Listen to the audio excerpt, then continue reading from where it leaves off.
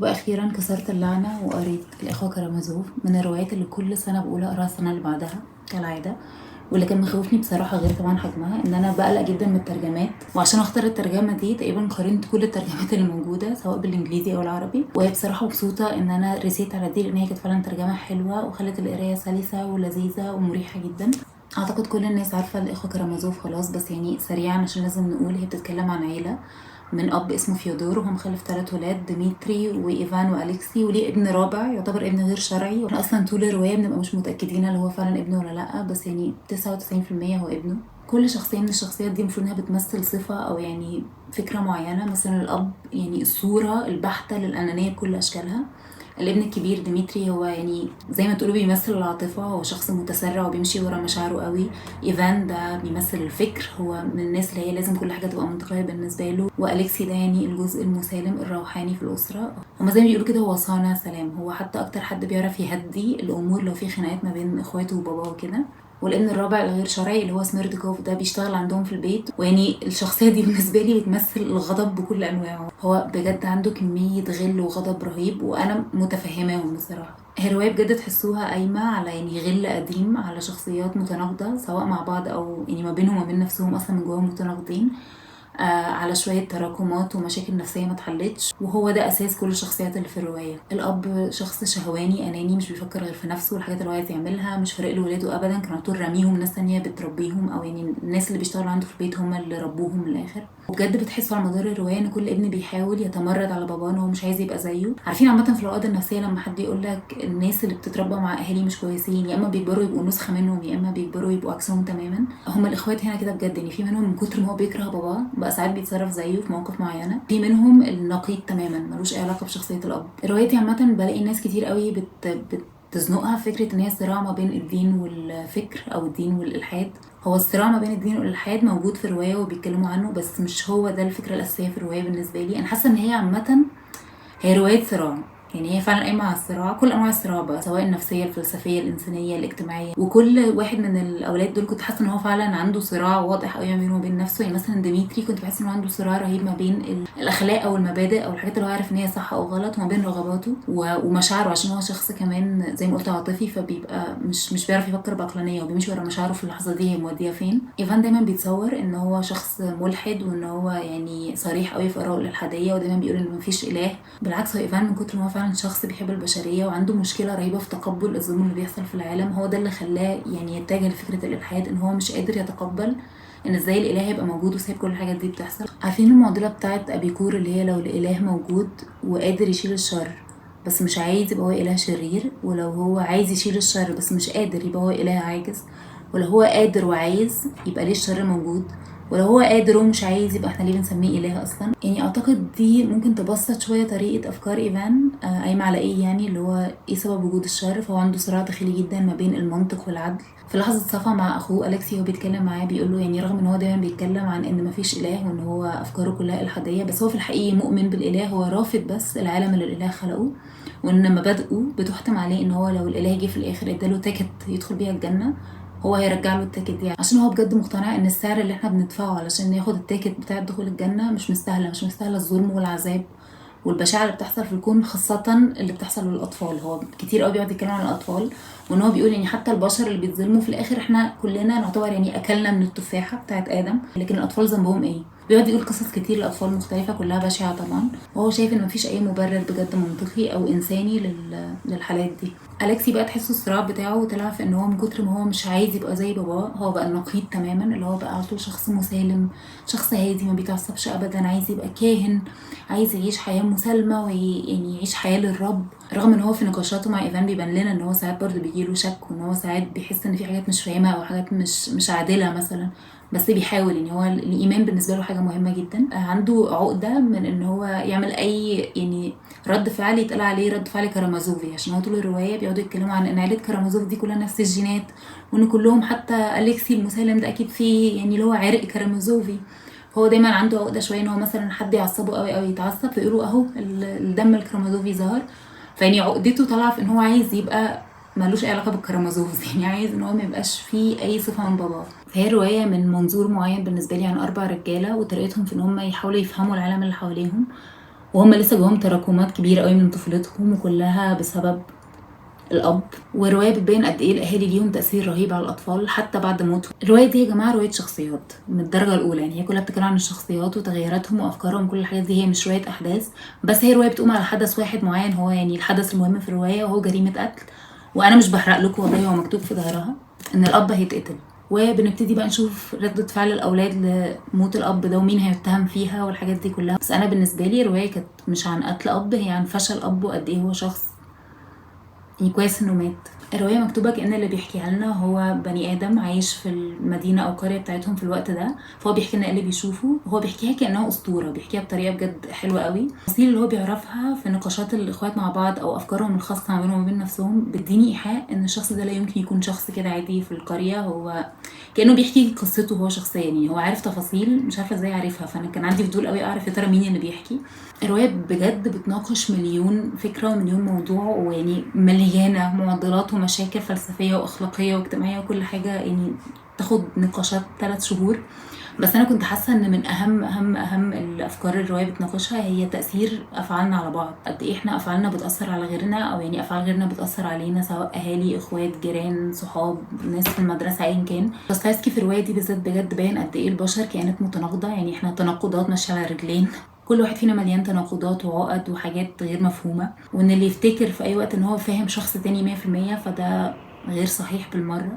الروايه نفسها يا جماعه بجد كانت روايه متناقضه بالنسبه لي، يعني هي روايه كبيره وتقيله وبتتكلم عن مشاكل وافكار وحاجات كتير قوي قوي قوي. وفي نفس الوقت هي روايه فيها احساس من الطمانينه والامل كده، يعني طول ما انتوا بتقروها انتوا بتكتئبوا وتحسوا ان انتوا في نفس الوقت عندكم امل، بتكتئبوا وعندكم امل. وده يعني سبب واحد من الاسباب الكتير ان ليه الروايه دي عبقريه وليه هي دايما بتصنف من اعظم الاعمال على مر التاريخ. فعلا يا جماعه بجد كنت حاسه ان اسلوب الكتابه هنا بالذات كان مميز جدا غير كل كتابات دوستويفسكي التانية اللي قريتها، لان هو كان بيكتب بسلاسه وتحسوا ان انتوا فعلا الشخصيات دي شخصيات حقيقيه قاعده حواليكم. يعني كنت في نص الروايه بحس ان الكاتب نفسه مش عارف الشخصيات هتعمل ايه، مفيش حد متحكم فيهم، هم مش مكتوبين من ايد كاتب، هم ناس حقيقيه قاعده حواليا وانا بتفرج عليهم وبشوف رياكشناتهم لكل حاجه بتحصل في الحياه. في فصل في الاخر بيتكلم عن المحاكمه، وفي الفصل ده بنشوف وجهتين نظر، الدفاع والمدعي، وكل واحد فيهم بيشرح لنا وجهه نظره، ليه المدعي شايف ان المتهم ده هو فعلا قام بالجريمه، وليه الدفاع شايف ان المتهم ما قامش بالجريمه او ان هو مش مذنب.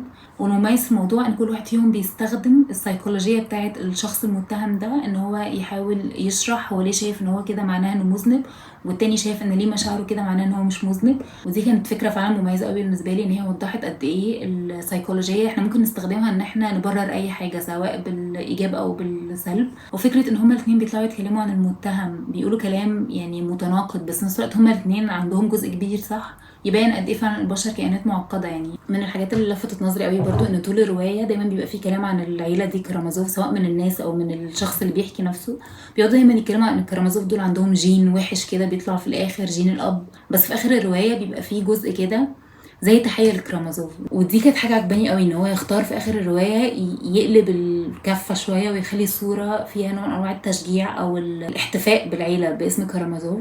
وقعدت افكر بجد يا ترى ايه المميز في العيله دي، غير ان هي طبعا يعني عيله معقده جدا وعيله حقيقيه 100%، بس ده فعلا خلاني اركز ان هما تقريبا يعني خلاصهم في ان هما فعلا بيحبوا بعض، هما بجد بيحبوا بعض. يعني الاخوات رغم المشاكل رغم كل حاجه رغم اختلافاتهم الرهيبه سواء الفكريه الايمانيه الشخصيه، اصلا شخصياتهم متناقضه تماما، هما في الاخر بجد بيحبوا بعض ودايما بيحاولوا يساعدوا بعض في الاخر. يعني انا كنت دايما بلاحظ ان الناس لما بتقراها بتختار شخصيه وبتبقى هي دي الشخصيه العاقله الصح المفضله بتاعتهم، انا اسفه. بس فعلا لما بتقروها بتحسوا ان يعني المتعه اصلا في ان انتوا تشوفوا الشخصيات دي بتتعامل مع بعض، يعني طريقه النقاش العامه بتاعت الافكار المتناقضه دي بجد شيء ممتع جدا. من الفصول اللي كانت مفضله بالنسبه لي قوي كان فصل بيتكلم كله عن الاب، وايه هو اصلا الاب، يعني ايه اللي بيخلي الاب اب، وهل فعلا الابهات او الامهات ليهم مكانه حتى لو هم شخصيات مؤذيه، وان الحب عمره ما بيجي من ولا شيء، يعني زي ما بيقولوا كده ازرع تحصد، فالاهالي بيدوا لاولادهم هو ده اللي هيجنوه لما يكبروا. هو يعني كان فصل جاي على الهوايه قوي قوي، لان هو بيناقش حق الاولاد على اهاليهم، فين حقوقهم عليكم، يعني انتوا عملتوا الحقوق اللي كانت عليكم عشان يترد لكم الحقوق دي لما تكبروا. لدرجه ان كان في جزء كده الشخص اللي بيتكلم يعني بيقول احنا عشان نحل المشكله دي لازم كل ابن يقوم يقف قدام باباه ويقول له بابا قول لي انا ليه المفروض احبك، انت عملت لي ايه عشان احبك. ولو الاب فعلا ادى اجابه او على الاقل كان عنده استعداد ان هو يدي اجابه فدي عائله طبيعيه. لو الاب مش عارف يرد ما عندوش حاجه يقولها لابنه ف هيحبك على ايه فعلا.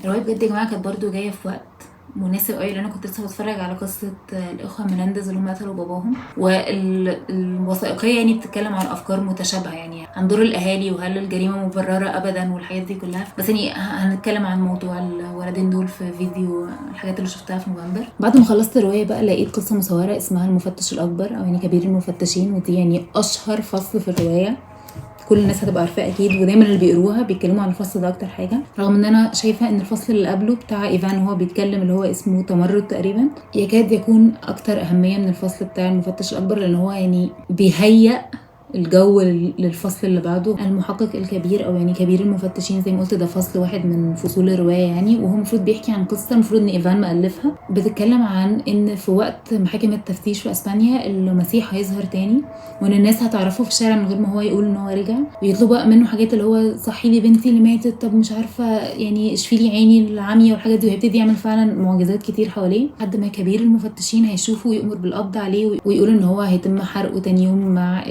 اللي هم يعني المهرطقين. بس بالليل المفتش هيروح الزنزانه اللي المسيح محبوس فيها، ويبتدي بقى يدخل معاه في نقاش طويل، نقاش من طرف واحد علشان هو طول الفصل المفتش ده هو اللي بيتكلم والمسيح مش بيتكلم خالص، هو بس قاعد بيسمعه. ودي كانت حاجه برضو يعني مثيره للاهتمام جدا، كانت عامله فايب كده في الروايه. انا مش هدخل في تفاصيله قوي، اولا عشان مش عايزه احرق حاجات، وثانيا وبصراحه ده السبب الاكبر ان انا مش قادره ادخل في تفاصيله، ان هو يعني جواه تفاصيل كتير قوي. بس هو الفكره العامه ان المفتش ده يدخل للمسيح ويبتدي يقول له انت ايه اللي جابك، احنا كنا خلاص استسلمنا حياتنا من غيرك، وهو بيبتدي بقى يدخل في نقاش مفصل عن ايه فكره الحريه، وهل البشر فعلا عايزين الحريه، هل هم اصلا قادرين على ان هم يعيشوا بحريه، ولا اغلب الناس فعلا بتبقى محتاجه ان حد يقول لها ده صح وده غلط ويريح لهم ضميرهم ويديهم لقمة اليوم وخلاص. وان هو ازاي لما المسيح رفض اغواءات الشيطان ان هو يحول الطوب خبز، وان هو يعمل معجزة عشان الناس تشوفه وتصدقه، او ان هو يحكم الاراضي كلها لو بس سمع كلام الشيطان، دي كانت غلطة من ناحية المسيح، لان الناس اللي هتقدر تتبعه دي ناس قليلة قوي. وهل ده معناه ان انت مش مهتم بالملايين اللي حوالين العالم، انت بس فارق لك الالافات الصغيرة اللي هتتبعك؟ فالمفتش بيقولوا ان احنا قدرنا فعلا نريح الناس ونوحدهم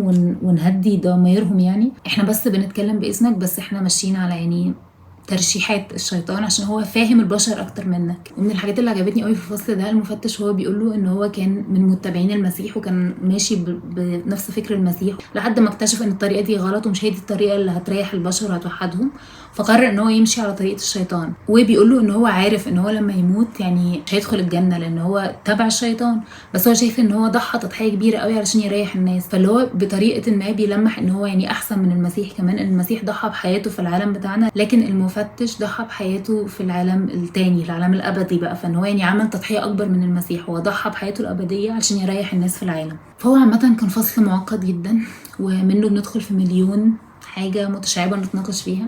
القصه المصوره كانت لذيذه استمتعت بيها، اللي هو المقدمه اللي في الاول عجبتني قوي، والشخص اللي بيقدمها يعني مش فاكره هو كان كاتب تقريبا كاتب امريكي او حاجه، بيقول آراءه الخاصة يعني عن الفصل ده وعن العمل بتاع كارمازوف عامة كله، فكانت دي كانت حاجة ممتعة بالنسبة لي. وهم تقريبا راسمين المسيح كأنه جون لينن، يعني كانت رسومات غريبة شوية بس يعني كانت لذيذة. فاللي بيحب يقرا كتب اللي هي بتبقى مركزة جدا على الشخصيات اعتقد ده مش هتلاقوا كتاب معقد ومفصل عن النفس البشرية اكتر من ده، وبجد اللي هيقرر يقراها هيتفاجئ من قد ايه مكتوبة بطريقة سلسة جدا. يعني انا بالنسبة لي دي كانت طريقتها سلسه اكتر من الجريمه والعقاب، ومش من الكلاسيكيات اللي ابدا هتحسوا ان انتوا بتقروها انتوا جايين على نفسكم اللي هو يعني بتعذبوا نفسكم عشان تخلصوها. بالعكس انا لما كنت بقرا شويه مثلا واسيبها بحس ان انا الشخصيات وحشتني، انا عايزه ارجع اشوف هم عملوا ايه وايه اللي بيحصل في العالم عندهم. لازم تقروها. نسيت اقول لكم بعد ما خلصتها قلت اتفرج على فيلم، قعدت اقارن الافلام اللي معموله عن المسلسل، واكتر واحد لفت نظري واكتر واحد عجبني هو فيلم روسي وهو موجود على اليوتيوب ببلاش عادي ممكن تشوفوه. هو الفيلم متقسم على 3 اجزاء وكل جزء تقريبا ساعه ونص حاجه كده يعني، فالفيلم ممكن يبقى كله على بعضه 4 ساعات. انا شفت الجزء الاول وكان عاجبني، يعني انا ديميتري شبه الشكل اللي كنت متخيلاه ليه، ايفان يعني شويه الاب اوكي تخيلوا حاسه ان هو لايق على الشخصيه قوي، لكن اليكسي مش شبه التخيل اللي كنت متخيله خالص. بس ما علينا، يعني انا شفت الجزء الاول وبعدين حسيت ان انا لا يعني تو سون، حاسه ان انا بتفرج على فيلم قريب قوي، انا لسه مخلصه الروايه، انا عايزه يعني استنى شويه يعني اقعد لسه يعني اعيش في مخي مع الروايه، وبعدين ممكن بعد فتره لما احس ان هي وحشتني قوي اكمل بقيه الافلام. هسيب لكم اللينك بتاع الفيلم تحت في الديسكربشن لو حد حابب يشوفه، بس انا مش لاقيه لسه واحد مترجم بالعربي، يعني انا اللي لقيته كان روسي مترجم انجليزي، بحاول اشوف لو حد حطه بترجمه عربيه ولو لقيته هسيبه لكم اكيد. وبس اشوفكم بقى ان شاء الله في فيديو قراءات وافلام ومسلسلات شهر نوفمبر.